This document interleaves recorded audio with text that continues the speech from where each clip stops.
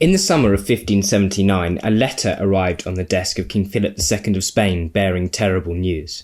It revealed that for the past 4 months, an infamous English seaman known to the Spanish as El Draque had been plundering Spanish ships and towns along the Pacific coast of the Spanish Americas. His ship was fast and well armed, and despite the best efforts of the Spanish authorities, he had managed to evade capture.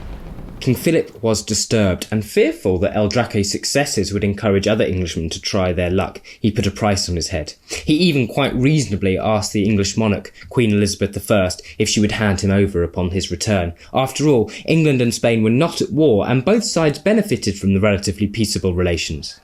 And yet, when El Draque returned to England, having robbed from the Spanish and circumnavigated the world, he was met with acclaim and applause.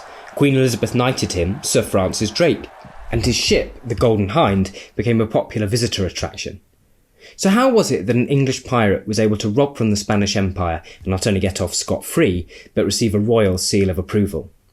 This is the story of the circumnavigation of Francis Drake and the Golden Hinde. Now, in this video, we're going to take a quick look at the historical background of Francis Drake and his circumnavigation of the world. And there are 2 key things that we need to think about. The first is the Spanish Empire.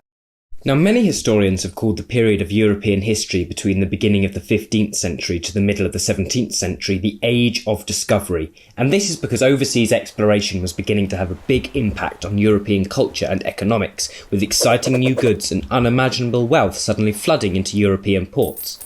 The ways the Europeans understood the world and their place in it changed dramatically, not least because it was in this period that they became aware of a whole new continent that we know as the Americas. And of course it's worth saying at this point that whilst the Europeans thought of the Americas as a new world, people had been inhabiting the continent for many thousands of years, developing incredibly complex societies and cultures. The Spanish benefited hugely from overseas exploration and became a global superpower.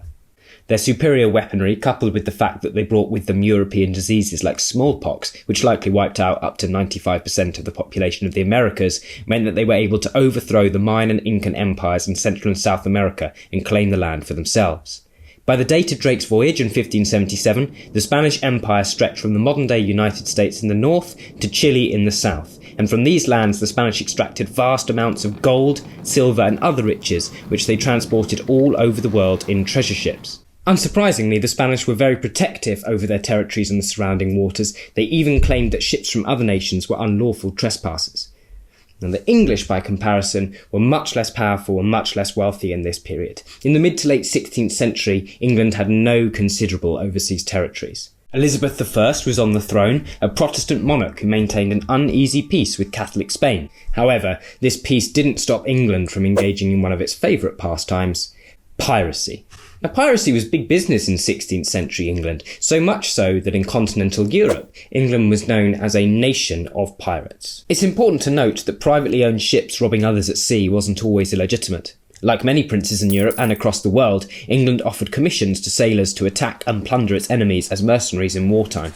Merchants who had lost their goods as a result of piracy might also receive a letter of reprisal, which legally allowed them to steal the goods back.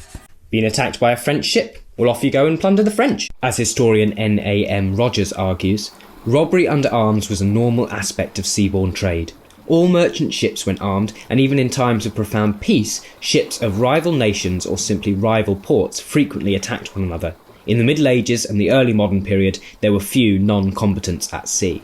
So it's easy to see how within this culture it was tempting to act illegitimately, and English pirates often did, either overstating their original losses, claiming to have mistaken one ship for another, or just acting without any form of commission or letter of reprisal.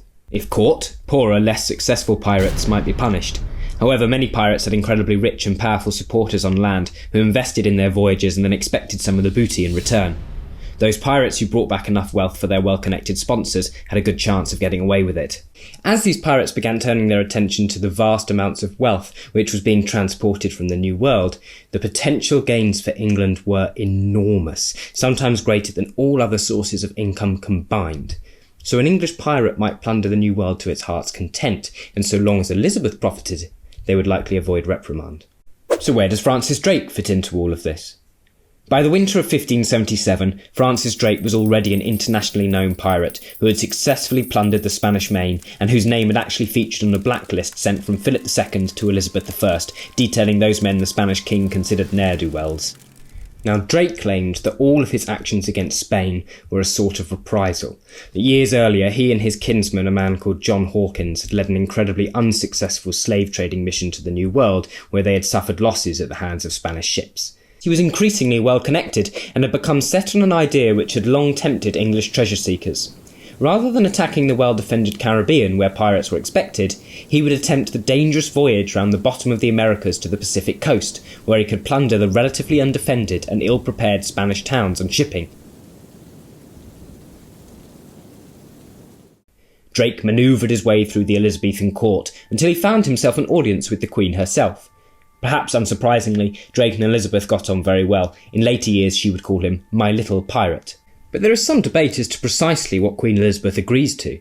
The only written evidence of Drake's commission which survives states that he's to find territories which, at present, are not under the obedience of any Christian prince, so there is great hope of gold, silver, spices, drugs, cochineal and divers other special commodities, such as may enrich her highness's dominions. In short, find lands unclaimed by Spain and Portugal and set up trade links. Now, Drake later claims that Queen Elizabeth gives him written permission to attack Spain for the good of England, but evidence for this is sketchy at best. Perhaps so little written documentation survives because Queen Elizabeth wanted to maintain plausible deniability. It would likely have been unwise for a monarch to be so openly supporting one of her subjects' piratical activities, and should the whole voyage go pear-shaped, it might be necessary to disown Drake entirely. Elizabeth even wanted to keep it secret from one of her chief advisers, Lord Burleigh, who was very concerned about maintaining good relations with Spain. Regardless, at about 5 o'clock on a cold afternoon on the 15th of November 1577, 5 small ships set out from Plymouth Harbour, sponsored by Queen Elizabeth and captained by Francis Drake.